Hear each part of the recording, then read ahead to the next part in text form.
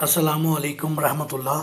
سورہ مائدہ مدنی صورت 7ویں سپارے کا 5واں رکوع، آیت نمبر 109 سے 110۔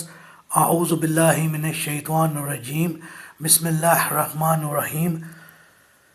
یوم یجمع اللہ الرسل فیقول ماذا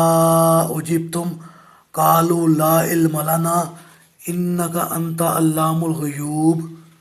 جس دن اللہ تعالیٰ تمام رسولوں کو جمع کرے گا اور ان سے پوچھے گا کہ تمہیں دنیا میں کیا جواب دیا گیا تھا، وہ کہیں گے ہمیں تو کچھ علم نہیں، آپ ہی پوشیدہ باتوں کو خوب جانتے ہیں۔ جی، اب یہ تو ظاہر ہے کہ رسولوں کو ان کی امتوں نے جو جواب دیے تھے ان کا انہیں کسی نہ کسی حد تک علم ضرور تھا، مگر روز حساب میں ایک وقت ایسا بھی آئے گا جب دہشت اتنی زیادہ ہوگی کہ ماں سوائے محمد رسول اللہ صلی اللہ علیہ وسلم کے انبیاء اور رسول سمیت سب نفسی نفسی پکار رہے ہوں گے اور اپنی اپنی نجات کی فکر کے سوا کسی کو کوئی بات سوجھ ہی نہیں رہی ہوگی۔ اسی بنا پر رسول ایسے وقت میں انتہائی مختصر اور جامع سا جواب دیں گے، اور یہ جواب اس لحاظ سے مبنی بر حقیقت بھی ہو سکتا ہے کہ اللہ کے علم کے مقابلے میں دوسروں کا علم کچھ حقیقت نہیں رکھتا۔ نیز لفظ ماذا اجبتم کا دوسرا مطلب یہ بھی ہو سکتا ہے کہ جو دعوت تم نے لوگوں کو دی تھی اس کا رد عمل کیسا رہا اور لوگوں نے اس دعوت کو کہاں تک قبول کیا تھا۔ اس کا جواب پیغمبر یہ دیں گے کہ اے اللہ، یہ بات تو آپ ہی خوب جانتے ہیں، اس کا علم ہمیں کیسے ہو سکتا ہے۔ اذ قال اللہ یا عیسیٰ ابن مریم اذکر نعمتی علیک وعلی والدتک اذ ایدتک بروح القدس تکلم الناس فی المہد وکہلا وَإِذْ عَلَّمْتُكَ الْكِتَابَ وَالْحِكْمَةَ وَالتَّوْرَاةَ وَالْإِنْجِيلَ وَإِذْ تَخْلُقُ مِنَ الطِّينِ كَهَيْئَةِ الطَّيْرِ بِإِذْنِي فَتَنفُخُ فِيهَا فَتَكُونُ طَيْرًا بِإِذْنِي وَتُبْرِئُ الْأَكْمَحَ وَالْأَبْرَصَ بِإِذْنِي وَإِذْ تُخْرِجُ الْمَوْتَى بِإِذْنِي وَإِذْ كَفَفْتُ بَنِي إِسْرَائِيلَ عنك إذ جئتك بالبينات فقال الذين كفروا منهم إن هذا إلا سحر مبين۔ اور جب اللہ تعالیٰ عیسیٰ ابن مریم سے کہے گا، عیسیٰ میرے اس احسان کو یاد کرو جو میں نے تم پر اور تمہاری والدہ پر کیا تھا، جب میں نے روح القدس سے تمہاری مدد کی کہ تو گہوارے میں اور بڑی عمر میں لوگوں سے یکساں کلام کرتا تھا، اور جب میں نے تمہیں کتاب و حکمت، تورات اور انجیل سکھائی، اور جب تو میرے حکم سے مٹی سے پرندے کی شکل و صورت بناتا اور اس میں پھونکتا تھا تو وہ میرے حکم سے سچ مچ پرندہ بن جاتا تھا، اور تو مادر ذات اندھے اور کوڑی کو میرے حکم سے تندرست کر دیتا تھا، اور جب تو مردوں کو میرے حکم سے قبروں سے نکال کھڑا کرتا تھا، اور جب تو بنی اسرائیل کے پاس کھلی نشانیاں لے کر آیا تو میں نے ہی تجھے بنی اسرائیل سے بچایا تھا۔ پھر ان میں سے جن لوگوں نے انکار کر دیا تھا وہ یہ معجزہ دیکھ کر کہنے لگے یہ تو صاف صاف جادو ہے۔ جی، یعنی پہلے تمام انبیاء سے اجتماعی طور پر پوچھا جائے گا کہ ان کی قوم نے انہیں کیا جواب دیا تھا یا ان کی دعوت کو کس حد تک قبول کیا تھا۔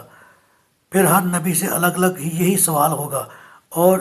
عیسیٰ ابن مریم علیہ السلام کے سوال و جواب کو بالخصوص اس لیے ذکر کیا گیا کہ آپ کی امت نے مستقلاً کئی خدا بنا لیے تھے۔ سوال و جواب سے بیشتر اللہ تعالیٰ نے عیسیٰ ابن مریم علیہ السلام پر اپنے احسانات کا تذکرہ کیا ہے۔ یہ احسانات قرآن کریم میں جا بجا مذکور ہیں، ان میں سے اکثر اس مقام پر یکجا کر کے ذکر کیے گئے ہیں۔ عیسیٰ علیہ السلام پر سب سے بڑا احسان اور ان کی سب سے بڑی فضیلت یہ تھی کہ آپ نفع جبریلیہ سے پیدا ہوئے تھے۔ آپ کی پیدائش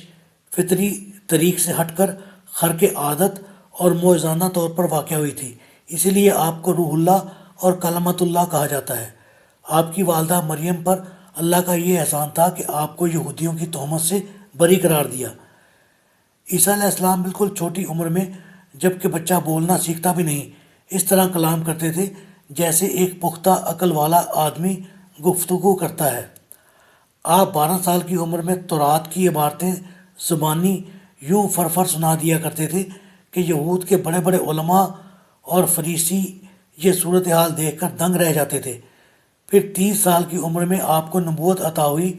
اور آپ پر انجیل نازل ہوتی رہی۔